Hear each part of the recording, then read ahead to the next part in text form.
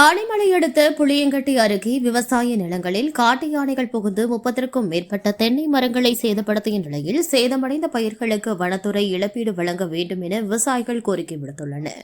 ஆனைமலை அடுத்த புளியங்கட்டி அருகே விவசாயிகள் தென்னை மரம் சாகுபடி செய்துள்ளனர்.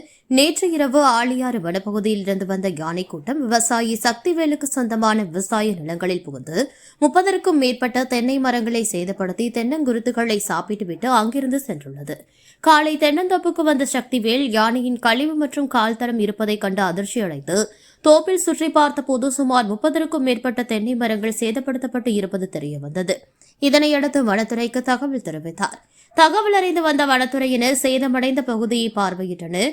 இதுகுறித்து விவசாயிகள் கூறும்போது, ஒவ்வொரு ஆண்டும் கோடை காலத்தில் வனப்பகுதியிலிருந்து வெளியேறும் காட்டு யானைகள் இரவு நேரத்தில் விவசாய தோட்டங்களில் நுழைந்து பயிர்களை சேதப்படுத்துகிறது. மேலும் அப்பகுதியில் குடியிருந்து வரும் தோட்ட பணியாளர்கள் இரவு நேரங்களில் மிகவும் அச்சத்துடன் வசிக்கின்றனர். வனத்துறையினர் யானை கூட்டங்கள் விவசாய நிலங்களுக்குள் வராமல் தடுக்க வேண்டும், சேதமடைந்த பயிர்களுக்கு இழப்பீடு வழங்க வேண்டும் என கேட்டுக் கொண்டனர்.